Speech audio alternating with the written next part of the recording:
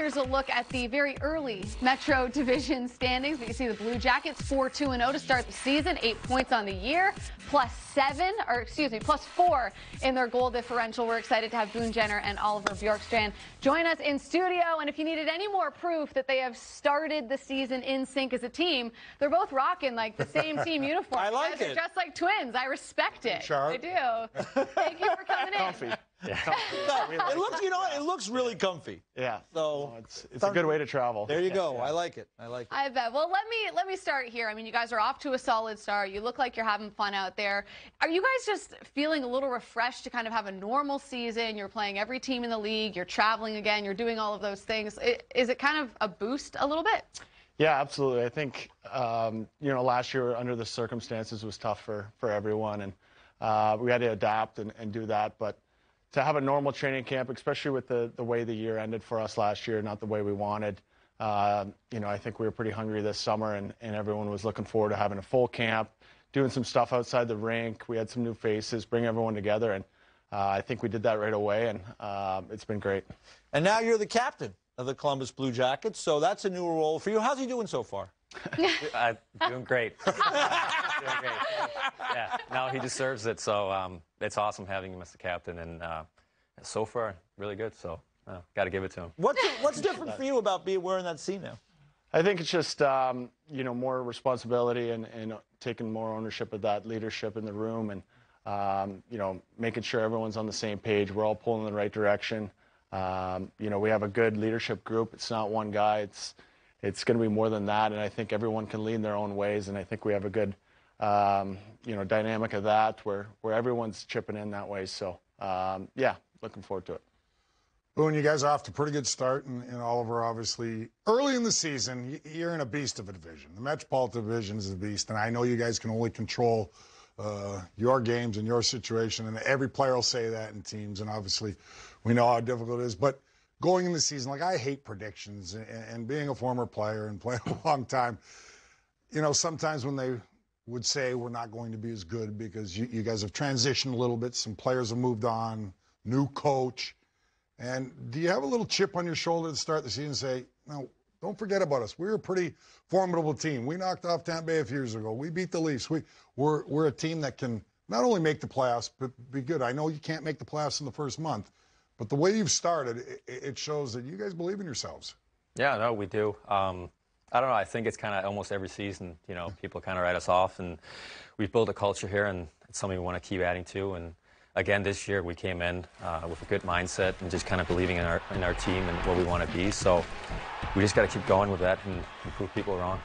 How's the new coach been? Brad Larson, obviously been with the organization quite some time, but it seems you guys are responding pretty well to him in the early going. Yeah, it's going good. We know him obviously pretty well, just with being in the organization with us. So, different role for him, but he was definitely ready for it, and, bring some new, whatever it is, systems or, drills in practice. It's fresh for us, and I think it's been, going really well, obviously.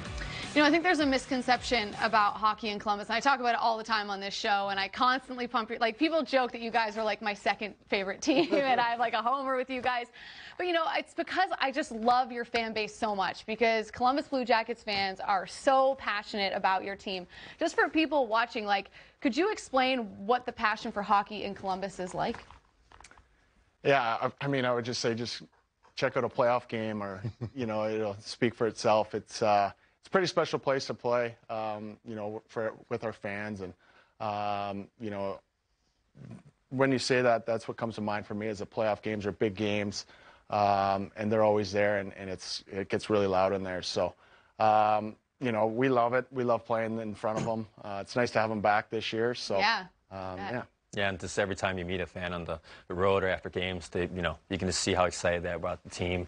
They're just super nice people. Was the cannon going off without fans in the building? Oh, yeah. Really? Yeah. I have to imagine it must have been That's so startling. Hold it.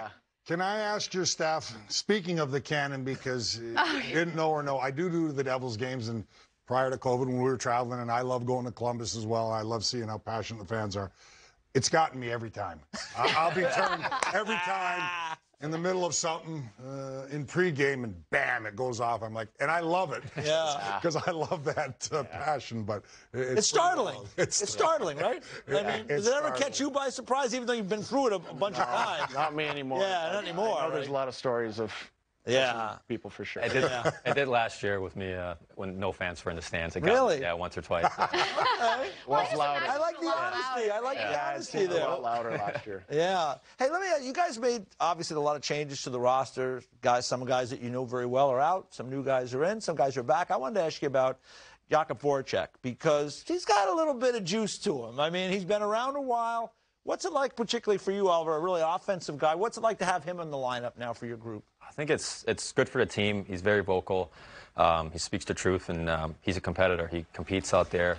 He brings it every night, and you just see the passion in his game. So I really enjoyed having him on the team, and yeah, he's a good piece for us for sure. Boone, I'll ask you about your face-off stats. We're getting a lot of hype this morning from our research department. So I'm wondering if that's a part of your game that we're taking a look here at the face-off win percentage leaders. I know that it's early, but is it something that you have focused on the last couple of off seasons? And how do you get better at that area of the game? We do have some hockey sticks out here. I think Eej might take a lesson from you if you're willing to kind of. I just happen to have a couple of sticks with me. And listen, I even have a Scotty. I even have a Scotty Hartnell for you. There you go. There you go. But like, one of these at home too. When you get in the listen, save those because they're going to be worth nothing someday. But when you get in the circle, like if I'm a lefty in the circle or a righty, I mean these are all things you're looking at, correct? Yeah, there's so many different things. I mean, lefty, righty, where their stick is. It's kind of hard to explain. Yeah. I think the best way to get better is to keep doing them. I think you just work on them as much as you can, but there's a lot of mind games that go into it too, with trying to, change it up once in a while so they don't know what you're doing, and it's pretty, I don't know. Do you look for the opponent's hands, like because I know from when coaching kids and stuff, try to deceive the other guy. You might put your hand over like you're pulling it back, but you're really going forward, and just the same the other way. I mean, these are things I would imagine you're looking for. Yeah, that's all part of it. What way their stick's facing, their hand, how low they are. Depending on the linesman, maybe the linesman. You got to get the scatter report on the I was linesman, going to right? say, like, what are the mind games that you play? Is it chirping? Is it saying something? Is it distraction tactics? What is it? I would just say, he's like, I don't want to tell you. Don't you get it? Yeah, exactly. No, it's just kind of what he said with your hands and keeping them honest about, hey, maybe I'm going to lift it up this time or whatnot. So I don't know. It's study tendencies of other players prior to a game, look at a little film. Yeah, I know you can't overthink it too much because it happens quickly. Yeah. But tendencies of certain guys that are good in the face of circles, people don't understand. You guys do, and we talk about all the time, the importance of face-offs during a power play, during a penalty kill, during a 1-1 game or a 2-1 game. Difference in a hockey game by winning it and getting possession. Yeah, we have someone from our team send us clips before the game on those guys, but it's kind of tough to tell in the video, too. It happens so quick, like you said. So the best way is just, when you've taken a number of draws against the same people. And, like in the playoff series, you're seeing the same guy every other day, and you're taking so many. Some guys rely more on quickness of hand-eye, or you see nowadays, it seems everybody, the body position. A lot of the time, because guys are pretty equal in the face-off circle in strength and everything else. Yeah. But you look for those little the guys that are stronger, and you might not beat them when they're on their backhand because they're just too strong. So you kind of have to maybe do something else, tie them up, something. So so you have a book a little bit on the linesman too. Like some guys might want, or some might have an itchy trigger want to get it out. Like some are quicker. I don't know. Hey, one other thing from the face-off, from the winger's perspective there, which we overlook a lot of times, is like you need help. You might have a chance to tie a guy up. You're going to come in off the play. What's it like from your perspective when you get ready for an important face-off in the O-zone? I'll usually talk to the center and ask them if they need help or not. If they feel like it's going to be a 50-50, to jump more and get ready for the puck bouncing out. But just got to communicate to each other. Yeah. Don't sleep on Oliver's face-off skills. 1 for 1 on the year. Oh, very good. I like 1 for that. 1. Congratulations. Yeah. Hat tip to you, sir. You know, I want to ask you guys about the passing of Kev Lennox, because you guys have had the ceremony for him. You've paid a lot of respect to him, and it's understandable why. And I can't even imagine what it must be like to still be going through that and processing that. But how much has that bonded your team in a way? Whoever wants to talk. Yeah, obviously it's horrible what happened. I was in Columbus when it all went down, so kind of close to it. But no, we're just trying to get together as a team and obviously honor him the best way we can. He was a great person, awesome teammate. Every time you're around him, you're smiling. So, you know, that's the stuff I try to remind everybody of, just how great of a person he was and what he brought to the team every time he came in. So, yeah. And keep talking about him that way, because I think that really, you know, I get chills even just listening to you talk about it and watching some of the post-game interviews. I know Elvis has mentioned him numerous times, feeling like he's out there. And so, you know, I think, you know, credit to you guys, because I know it can't be easy to come to the rink every day, and because you're still dealing with it. It doesn't just go away, you know. So I have a lot of respect for that. Absolutely. Absolutely.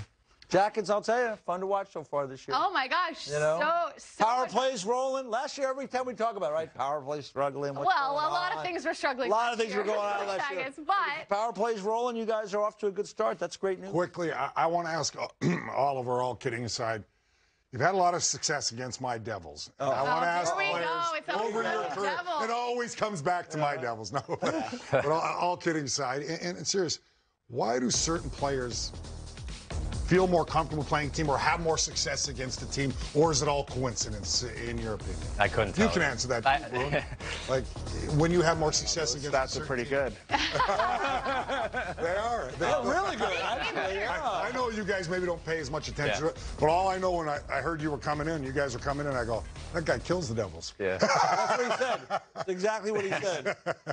Well, I'll keep it going. But serious, no teams you play that you go, I just have, puck seems to find the net, I have more confidence, whatever it may be. I couldn't tell you. I just think it just kind of, sometimes that just happens. I'm aware of it, but I don't know. I couldn't tell you what it is. I just feel good around them. So there you go. Well, we'll see if that trend continues this weekend when the Blue Jackets take on the Devils, I believe, on Sunday. All right. We appreciate you guys coming in. We know it's a bit of a hike, so thanks for coming in, joining us. Best of luck the rest of the way. Yeah, good luck. Thank you. You guys got to hit Studio 42 on your way out if you didn't already. Heard about that. Yeah, like you got to play wiffle ball. A little wiffle ball in there. World Series is going on. Why not? Yeah. Why not? Yeah, we should have done that before the show. Got the clip. I know. You know. Well, we're getting back into it now. We're just happy they're here, back with us in studio, because we went through, that time where we couldn't have the players. Now they're back. So thank you guys very much. Thanks for having us. Good luck, man. Appreciate it. Travis. Thank you.